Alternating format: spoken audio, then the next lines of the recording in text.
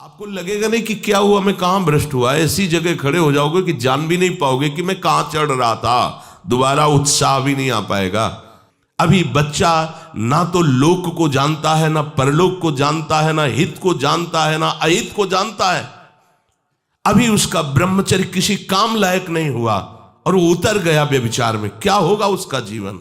अगर आप वाणी में संयम में रहते हैं ना, वो और भजन करते हैं और सत्य बोलते हैं, तो आप जो बोलेंगे वही होगा। श्रवणेंद्री से गंदी बातें सुने, वाणी से गंदी बातें बोले, रसेंद्री से गंदा भोजन करें और सोचे ब्रह्मचर्य रह जाएंगे, तो बिल्कुल नहीं, कदापि नहीं। ब्रह्मचर्य कोई खिलवाड़ नहीं है। अब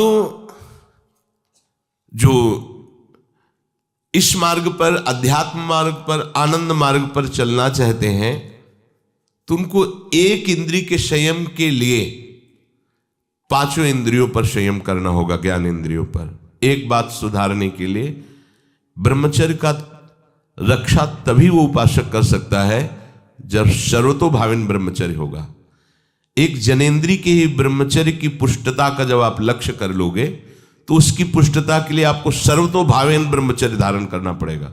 सर्वतोभावेन नेत्र का ब्रह्मचर्य, जो नेत्र किसी को भी देखकर भोग कामना कर लेते हैं, भोग बुद्धि से देखते हैं वस्तु को, व्यक्ति को, किसी को भी, ये नेत्र से व्यभिचार हो रहा है। इसीलिए सावधान रहना चाहिए। जैसे नाटक, सिनेमा आदि हैं, वहां तो जान रहे हो चित्र हैं, पर उनमें जो अभिनय करने वाले जन हैं वो तो संसारी जन ही है ना। उनका पहनावा, ओढ़ावा, हाव भाव, अंग प्रत्यंग, अगर आप भगवत भाव से युक्त है तो संपूर्ण सृष्टि में कहीं भी दृष्टि जाए अपने प्रभु की भावना होती है। पर वहां तक पहुंचने के लिए आपको ये त्यागना होगा ना। आप किसी का अनुकरण न करें, आप अपनी स्थिति को देखें। अगर आप किसी का अनुकरण करते हैं कि हमने उनको देखा है, वो टीवी देख रहे हैं, तो टीवी में क्या देख रहे हैं, कहाँ स्थिति है, हमें क्या पता। हमको जहां पहुंचना है उसके लिए हमारे लिए बाधक है, हमें नहीं देखना है। अगर आप माना कि कोई नाटक ही देख रहे हैं, कोई ऐसे सीरियल ही देख रहे हैं, पर उसमें अभिनय करने वाले तो संसारी भोगी पुरुष ही है ना। आप कोई त्यागी जितेंद्री महात्मा को थोड़ी देख रहे हैं। तो उस देखने में तन्मयता आती है, जिसको हम देखते हैं उस पर हम आसक्त होते हैं, तभी तो उसका सुख दुख अनुभव होता है। देखो कोई ऐसी रोने वाली सीन आए तो रोना आ जाएगा, हंसने वाली आ जाए तो हंसना आ जाएगा, ऐसे तो उसका प्रभाव हम पर पड़ रहा है ना। तो हम किसी के अभिनय करने वाले के अंग प्रत्यंग को देख रहे हैं और वो कामुक होकर कोई काम चेष्टा कर रहा है या कोई ऐसा, वो सारा का सारा मन कवर कर रहा है आपका। और एकांत होते ही फिर जो मन अपना मनमानी करवाएगा, आप नहीं सह पाएंगे। इसलिए नेत्र का ब्रह्मचर्य सबसे पहले शुरू कीजिए। आपको वो चीज नहीं देखनी, वो बात नहीं पढ़नी, वो दृश्य नहीं। श्रीमद् भागवत में वर्णन है, कोई पशु पक्षी भी मैथुन कर रहा हो, अचानक दृष्टि गई तो मानसिक प्रणाम करके दोबारा दृष्टि नहीं जानी चाहिए।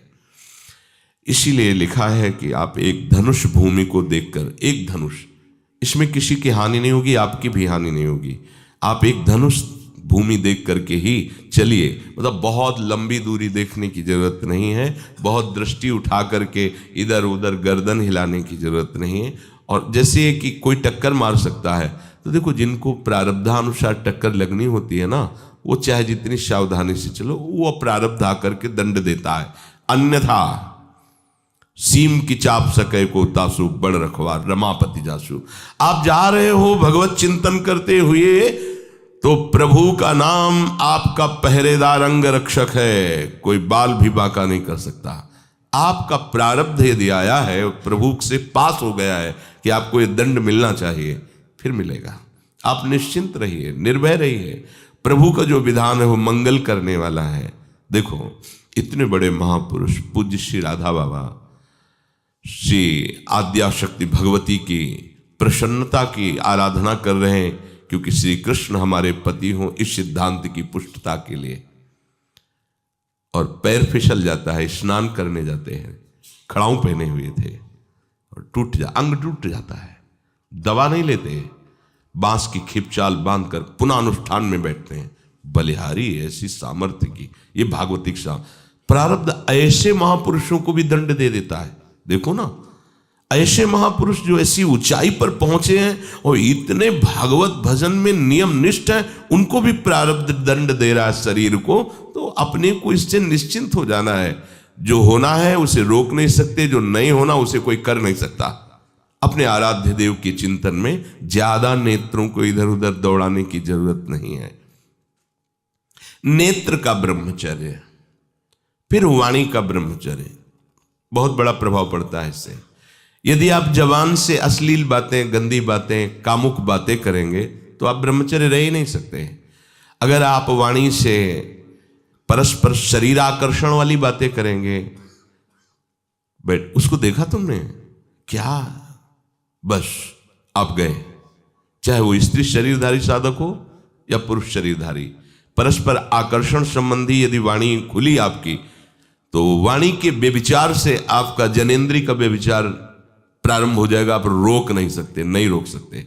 इसलिए वाणी से भी कोई ऐसी वार्ता ना कीजिए जिससे आपके अंदर काम वेदना बढ़े। श्रवणेंद्री का, कान से गंदी बातें, व्यभिचार की बातें, कामुक बातें सुनना जिससे हमारे हृदय में कामना जग जाए, बिल्कुल नहीं। भले वो किसी को लेकर टीका टिप्पणी की जा रही हो, देखो वो साधक है, उसको हमने देखा वहां ऐसे देख रहा था, वैसे कर रहा था, वो तो आपको समझ में आ रहा है कि किसी साधक की बात कर रहे हैं, वो तुम्हारे नाश के लिए उपाय कर रहे हैं जो आपको ऐसी बात बता रहे हैं। क्यों? क्योंकि आप भी तो साधक हैं। श्रवणेंद्री का व्यभिचार हो रहा है। आराध्य देव के सिवा और कोई बात कान से सुनना उसे व्यभिचार कहते हैं। इसलिए महाप्रभु कहते श्रवण फूटो जो अन सुनो। ऐसा हमारा अगर कान कुछ और सुने तो फूट जाए, नेत्र कुछ और देखें तो ये नेत्र नष्ट हो जाए, वाणी कुछ और बोले तो मुख हो जाए। हमारी श्रवणेंद्री का व्यभिचार नहीं होना चाहिए। धर्म की बात, अपने आराध्य देव की बात, शास्त्र सम्मत बात हम श्रवण करें। अन्यथा अगर कोई ऐसा मित्र है या हमारा साथ में रहने वाला है, कोई किसी भी साधक की को लेकर बात कर रहा है, तो भी हमें कान में उंगली डाले नहीं। हम कोई ईश्वर थोड़ी कि हम किसी को संभाल लेंगे, हम अपने को नहीं संभाल पा रहे। हमारे सामने किसी की बात मत करो, ऐसी करना है तो प्रभु की चर्चा करो, अन्यथा मत करो। तो अगर आप श्रवणेंद्री का ब्रह्मचर्य, वाकेंद्री का ब्रह्मचर्य, नेत्रेंद्री का ब्रह्मचर्य और त्वगेंद्री का ब्रह्मचर्य, अनावश्यक किसी को स्पर्श मत करो। परस्पर विरोधी शरीर को तो भूल कर मत करो। विरोधी शरीर जैसे हमारा पुरुष शरीर है, सामने स्त्री शरीर है, तो किसी भी तरह से सेवा के लिए संकेत करना या किसी भी सेवा के लेन देन में बचाव पक्ष में रहो। यहां रख दीजिए सामान, फिर आप उठा लीजिए। सीधे हाथ में सामान लेना नहीं, सीधे हाथ में सामान देना नहीं, जमीन में रख दीजिए। बहुत पवित्र है तो आप कुर्सी पे जो भी आसन उसका हाथ में लेने का नहीं। परस्पर विरोधी भाव वाले शरीरों का स्पर्श बिल्कुल निषेध है, किसी भी कारण से न किया जाए। मान लीजिएगा ये बहुत मतलब आवश्यक है, यदि आप इसमें चूक कर गए तो धीरे धीरे आप फिसल के वहीं खड़े हो जाएंगे जहां से चढ़ना मुश्किल है।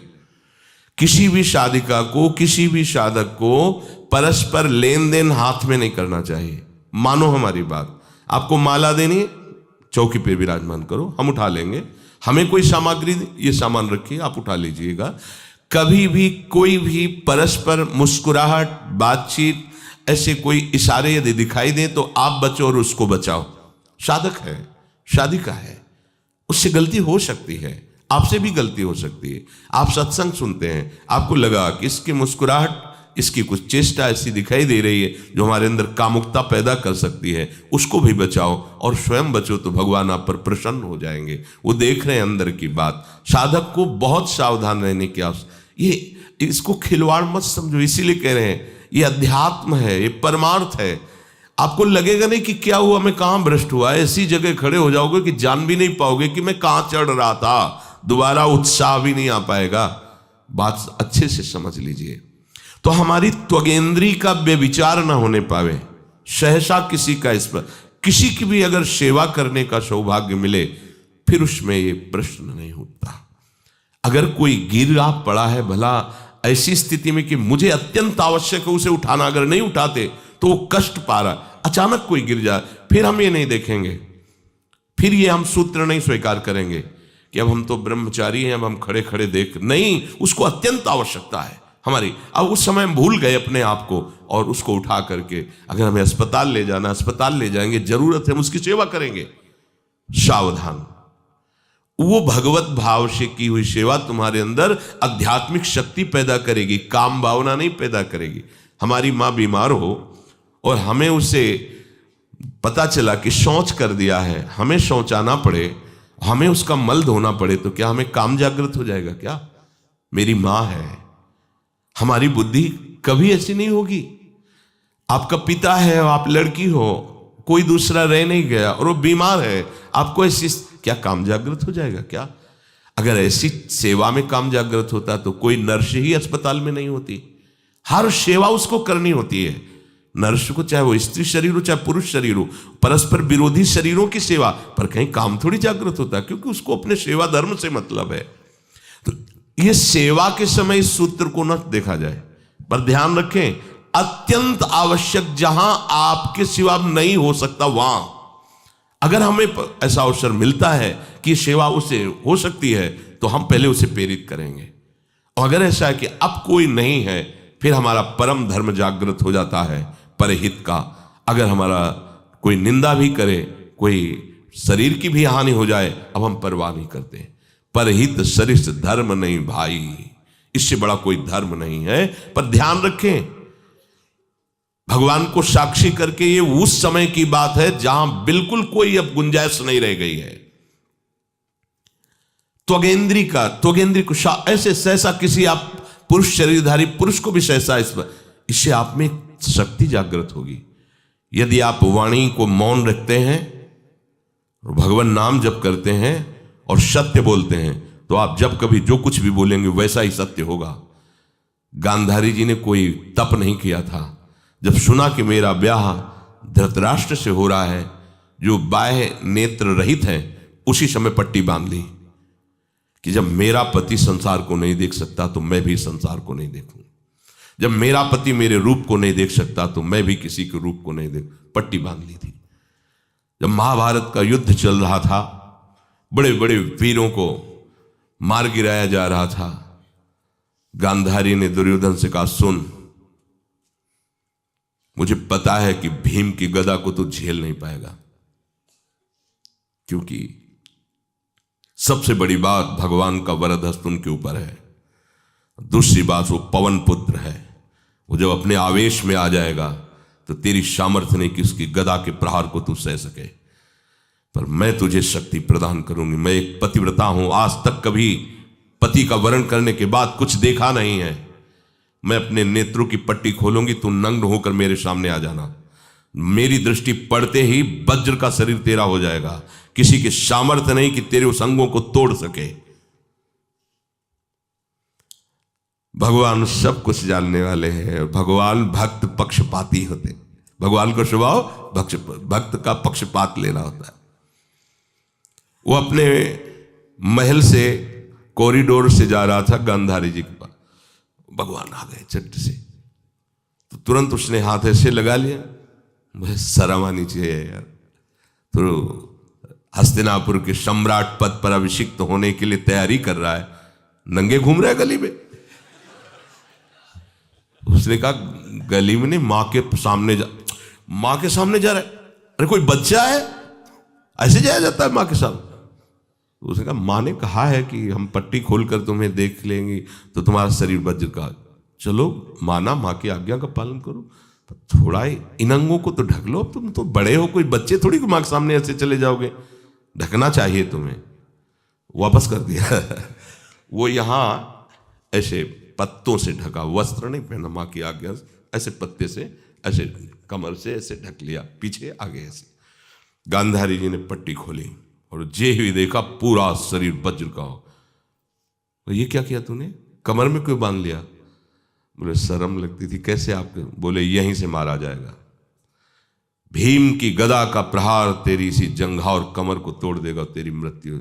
मान गई, प्रभु के विधान के आगे किसी का बल काम नहीं करता। गांधारी, ये केवल आंख में पट्टी बांधने की सामर्थ्य थी कि मेरा पति यदि अंधा है तो मैं भी किसी रूप को नहीं देखूंगी। अगर आप वाणी में संयम में रहते हैं ना, वो और भजन करते हैं और सत्य बोलते हैं, तो आप जो बोलेंगे वही होगा। पर ऐसा कुछ अनर्थ वो बोलता ही नहीं, क्योंकि ऐसा संयमी जान जाता है कि इन सब का फल भगवत प्राप्ति है, किसी को कष्ट देना नहीं है। एक एक इंद्री का जब आप ब्रह्मचर्य संयम करोगे तब आपका वीर संयम होगा। ध्यान रखना, आप नेत्रेंद्री से गंदे चित्र देखें, श्रवणेंद्री से गंदी बातें सुने, वाणी से गंदी बातें बोलें, रसेंद्री से गंदा भोजन करें और सोचे ब्रह्मचर्य रह जाएंगे, तो बिल्कुल नहीं, कदापि नहीं। ब्रह्मचर्य कोई खिलवाड़ नहीं है। जो ये तो हुआ इंद्रियों का, फिर आता है अंतःकरण का ब्रह्मचर्य। हमारा मन काम की तरफ तभी जाता है जब उसको निज सुख नहीं मिलता। ध्यान रखना, सृष्टि में जितने भी दुर्गुण दुराचार होते हैं उनमें दो प्रधान होते हैं, एक काम भोग और एक धन, और सब छोटी मोटी बातें हैं। प्रायः जितने भी हिंसा होंगी, जितनी भी भयानक घटनाएं होंगी, भयानक युद्ध होगा, उन दो में अंतर्गत ही होगा, दो के अंतर्गत ही होगा। या उसका कहीं ना कहीं काम से संबंध, स्त्री संबंध से या धन संबंध से है। चाहे जो भी घटना हो उसको देख लेना, प्रधानता दो में ही होगा, कंचन और कामिनी। कीर्ति में कीर्तिवान तो कोई कोई बिरले ही होते हैं, तो वो तो बहुत आगे की बातें हैं। पर प्रायः जितने भी युद्ध हैं, जितनी भी हिंसा है, जितना भी भयानक कुकृत्य है, इन दो में ही होता है। उपासक को ये बात समझनी चाहिए, मन को समझाना चाहिए, सच्ची मानी। मतलब वाणी में शब्द नहीं होता इन बातों को बताने का, यदि कहीं मन को समझाना चाहिए। देखो, अपने लोग उपासक हैं, हम जहां जहां आसक्त हो रहे हैं उसमें हमारे मन का केवल भ्रम है। शरीर के द्वारों में कहीं सुख है, घृणित द्वारों में कहीं सुख है। अगर सुख होता तो इनके भोगने के बाद हृदय कह देता कि अब कछुनाथ न चाहिए मोरे, शांत हो जाता। फिर ऐसा क्यों होता है कि उसको एक जगह तृप्ति नहीं होती, क्योंकि वहां सुख है नहीं। फिर सोचता है शायद उसमें हो, उसमें हो, उसमें हो। पूरे के पूरे युग के युग व्यतीत हो गए, कल्प के कल्प व्यतीत हो गए भोगते हुए, क्या सुख मिला? क्या स्त्री शरीर सोचता है पुरुष शरीर में सुख है, पुरुष शरीर सोचता है स्त्री शरीर में सुख है, या आदि आदि। अगर सुख होता तो पूरे ब्रह्मांड में पशु पक्षी कीड़ा मकोड़ा सब मैथुन धर्म से युक्त हैं, ये सब सुखी हो जाते हैं ना। जो जितना भोगा सकते उतना ही दुखी। देख लो, अशांत, क्लिष्ट, परेशान और पापाचरण युक्त, ये क्या है? मन को समझाइए। वैरागी भगवत मार्ग का पथिक मन के द्वारा ऑपरेशन करता है हर वस्तु का। ये सब, इसको ऐसा ना समझे कि बड़ी गुप्त बातें हैं। गुप्त बातें हैं प्रिया प्रीतम के दिव्य चिदानंदमय रहस्य की, ये गुप्त बातें नहीं, इनको समझो खोल करके। यदि आप किसी भी तरह से हस्तमैथुन आदि के द्वारा, गंदे दृश्य देख करके, गंदी क्रियाओं के द्वारा आप अपना नाश करते रहेंगे, तो ना आप इस लोक में सुखी रहेंगे ना परलोक में। मान लीजिएगा, ये बातें ना तो कही जाती हैं और ना सुनी जाती हैं और ना समझी जाती हैं। इसीलिए हमारा बहुत ही आगे की पीढ़ी जो सनातन धर्मावलंबी, जो भागवत, हर देश से महान भारत देश को क्यों कहा गया?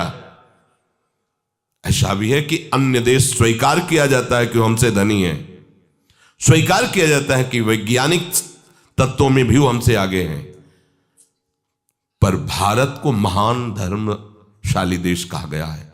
कोई भी किसी भी देश का धर्म गुरु हो, हमारे देश में आएगा और हमारी ऋषियों के सूत्रों से ही अपने धर्म को पुष्ट करेगा। साप का मूल जड़ भारत धर्म का है। कहीं भी हो, कहीं भी देख लो, चाहे जिस देश का नाम लो, कहीं ना कहीं किसी भारत के ब्रह्म ऋषि की छाप लेकर के डोल रहा है। भारत भोग प्रधान देश नहीं है, भारत धर्म प्रधान देश है। यहाँ धर्म गुरुओं के द्वारा धर्म स्थापना करके चलाया जाता है। यहाँ आज जो हम समझ रहे हैं कि बाहरी परिपाटी हमारे भारत में आ जाए तो भारत आधुनिक और सर्वश्रेष्ठ देश माना जाएगा, कभी नहीं। भारत अपनी परिपाटी से चलता है, तब सब देशों के ऊपर राज्य करता है। किसी भी देश में न पतिव्रता मिलेगी न यति मिलेगा, ब्रह्मचर्य का कहीं नामो निशान नहीं मिलेगा। ये भारत देश में ही मिलेगा। यहाँ ब्रह्मचारी मिलेंगे, यहाँ सती मिलेंगे, यहाँ प्राणपण से धर्म का पालन करने वाले मिलेंगे। अब हमारे जो नई पीढ़ी है वो आधुनिकता को स्वीकार कर रही। गर्लफ्रेंड बॉयफ्रेंड कौन सा रिलेशन है, लिव इन रिलेशन, ये हमारे कहीं किसी भी धर्म ग्रंथ में लिखा हो तो आप बता दीजिए। बाल्यावस्था से आज तक जितने भी धर्म ग्रंथों का स्वाध्याय हुआ कहीं भी लिखा हो तो ये बोलो सर्वनाश का स्वरूप है कि नहीं है। अभी बच्चा ना तो लोक को जानता है, ना परलोक को जानता है, ना हित को जानता है, ना अहित को जानता है। अभी उसका ब्रह्मचर्य किसी काम लायक नहीं हुआ और वो उतर गया व्यभिचार में। क्या होगा उसका जीवन, क्या होगा जीवन, चाहे वो स्त्री स्वरूप में चाहे पुरुष स्वरूप में हो। क्या बिना संयम के ये पशुता के व्यवहार से किसी की ना लौकिक उन्नति होती है ना परमार्थिक उन्नति होती है। पर कौन सुनेगा, यही कहा जाएगा पुराने जमाने के शास्त्रों को केवल वर्णन कर रहे हैं, ये क्या जाने आधुनिक जमाने को। तो आधुनिक जमाने की दशा क्या हो रही है, आंख खोल करके देखो। कोई बात नहीं, दोस्त बनाना कोई बुरी बात नहीं, इस बात को हम मानते हैं। स्त्री शरीरधारी पुरुष शरीर को मित्र बना सकता है, कोई दोष नहीं। पुरुष शरीरधारी स्त्री को मित्र बना सकता है, कोई दोष नहीं। लेकिन मित्र का क्या कर्तव्य होता है, कुपंथ निवार सुपंथ चलावा, कुमार्ग से हटा करके सुपंथ में चलाना, उसकी समस्याओं को दूर करके उसको आनंद में से युक्त करना, उसको सहयोग करना, ना कि शोषण करना। दोस्ती कहते हैं उसके दुखों को मिटा करके उसको शांति और सुख के मार्ग में ले जाना। इसीलिए ये जो आधुनिकता बढ़ रही है, ये जो खान पान गलत हो रहा है, ये जो दर्शन गलत हो रहा है, तो इस जमाने में ब्रह्मचर्य ये केवल शब्द ही लिखा मिलेगा, जीवन में नहीं मिलेगा। नए नए बच्चे व्यसन कर रहे हैं, नशा कर रहे हैं, गंदे आचरण कर रहे हैं, क्या होगा, कैसे आगे कोई समझेगा शास्त्र क्या है, धर्म क्या है, बल क्या है। आज नवयुवक 16 से 28 के बीच में कोई ऐसा नहीं दिखाई देता है जिसमें आध्यात्मिक थोड़ा भी बल हो, काम क्रोध आदि सहने की सामर्थ्य हो। अपने बूढ़े माता पिता को थप्पड़ मार रहे हैं, बूढ़े माता पिता को गाली दे रहे हैं, बूढ़े माता पिता जिन्होंने खवा पिला के इतना बड़ा, उन्हें अनाथालय भिजवाया जा रहा है, उनको छोड़ दिया जा रहा है। आप विदेश घूम रहे हैं, उनके खाने की व्यवस्था घर में नहीं। क्या है ये, आज आधुनिक विद्या का ये प्रभाव है। विद्या विनयम ददाति, जो अपने वयोवृद्धों की सेवा नहीं कर सकता वो क्या विद्या पढ़ा, जो दूसरों की रक्षा नहीं कर सकता क्या विद्या पढ़ा। क्या विद्या का यही स्वरूप है दूसरे का शोषण करना, क्या विद्या का यही स्वरूप है कि शराब पीना, ड्रग्स का ये नशा करना, ये क्या विद्या सिखाती है। वो कहा जाता है आज तो आधुनिक विद्या बढ़ रही, मुझे लगता है संयम में रहना ही विद्या का वास्तविक स्वरूप है। अपने इंद्रियों को संयम में रखना, अपने को संयम में रखना, बुजुर्गों का, गुरुजनों का, शास्त्र का, भगवान का भय रखना हृदय में। ऐसा नहीं, आप तभी निर्भय हो पाओगे यदि शास्त्र का भय नहीं, भगवान का भय नहीं, धर्म का भय नहीं, तो फिर आप वहां पहुंच जाओगे जहां भय ही भय।